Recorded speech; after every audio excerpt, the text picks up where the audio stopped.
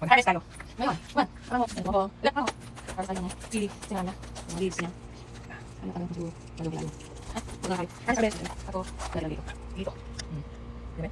Oo, bakit? Diba? Kita niyo? Ay, diba? Oo. Nagyan na. Kailangan ko lang nilagay. Ano sa akin? Yung mga leaves.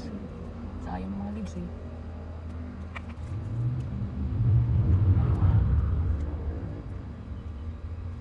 Bago, mga bubaka. Kailangan ng, ano yung, diba? Masama siyang leaves. Oo. Kasi ito yung mga, yung bunga.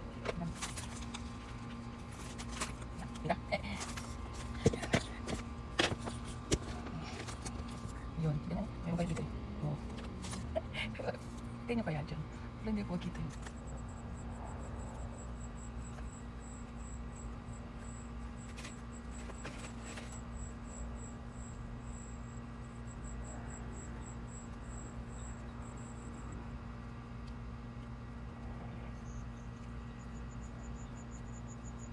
Bisa mo na yan.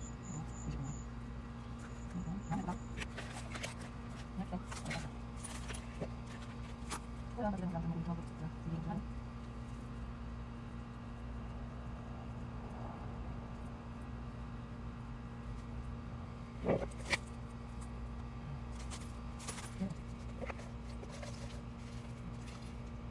Diba?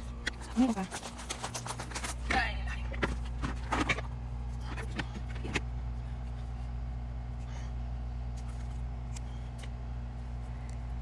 Hindi pala nakikita masyado. Mainit kasi kaya maghapon na.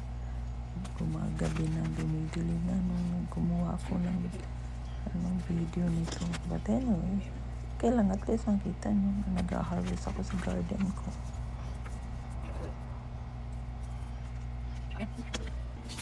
Kita niyo? Yung maanghang at yung hindi maanghang. Yung ulo ko nga lang. Ano kayo pangalan na? Anahem. And then, ay isa anahem. And then yung isa ay hot pepper. So ito muna itong mahaba. Hot pepper pala yung mga huli. Hot pepper. Tapos natin. Hot pepper.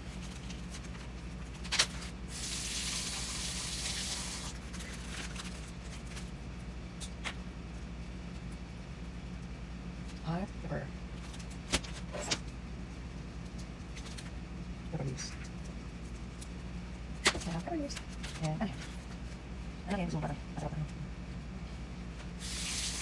Hindi ko hindi makaka.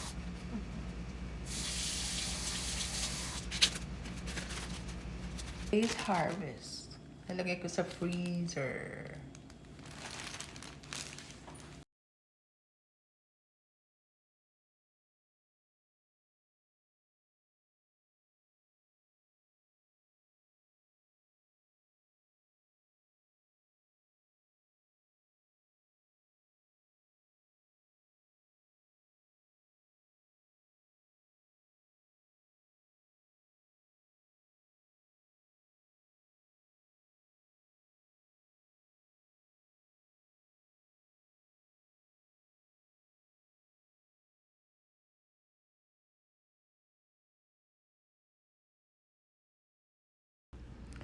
Isusunod ko dyan yung isa, kakalbuhin ko. Hindi pa naman nakalbo yan doon. Dami-dami pa nga yan eh. Yan o.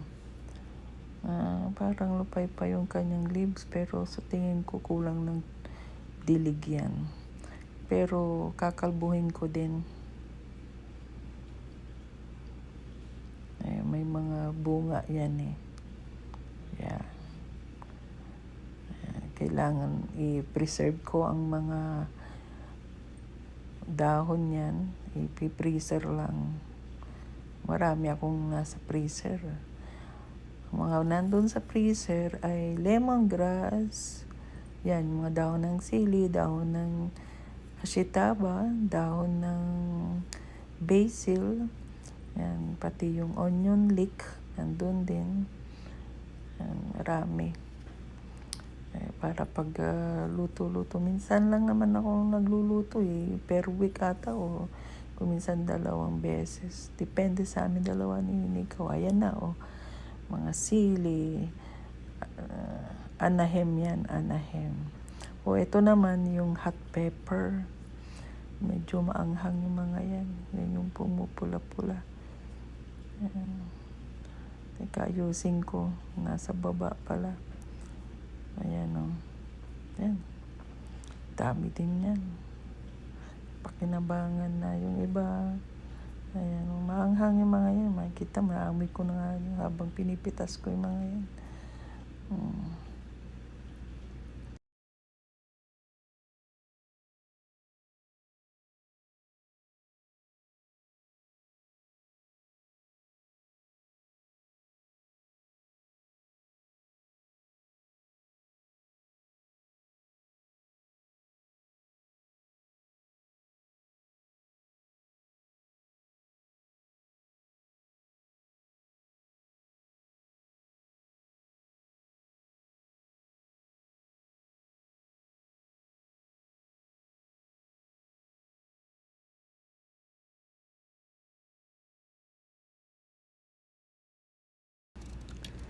Ito. Prepare natin. Kuha tayo ng 3 ziplock. Tapos, ayan. Yan yung mga hot pepper kasi ang bango. Maamoy mo yung talagang anghang ng sili. Ayan. Hugasan muna natin para isang hugas pa pag bago mo pasok ay gamitin sa pagluto. Pero yan, lagay natin sa ziplock para i-freezer. Para at least parang fresh. Then, sinulatan ko ng hot pepper. Kailangan ko sulat kasi marami nang nandoon. Dami ko na kasing mga hinarvest dyan sa maliit na vegetable garden ko. Meron din akong star apple atis. Meron din akong hopefully lemon. Tapos, hindi ko alam kung ano yung nabili ko pang isa. Yeah. Meron akong fig. So, yan. Sinusulatan ko din yung sa anahem. Tapos, sili leaves. Para at least, yan yung mga anahem. Hindi yan maanghang. Wala nga amoy. Kaya yan yung mga nilalagay sa sa mga ginisa. Sarap. Yan. Tapos ipi-freezer ko lang yung mga yan. Ayan. At least pag kailangan mo, nandyan na sa loob ng freezer.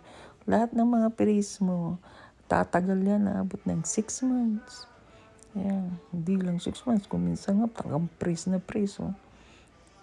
Ayan, yun na yung mga leaves. Hugasan ko. Nalinis naman yung leaves ko doon, pero tanggalan ko lang. Tsaka pag bago iluto, hugasan ulit yan. Ayan. Ayan, ipi-freezer ko na yung mga yan. Diba?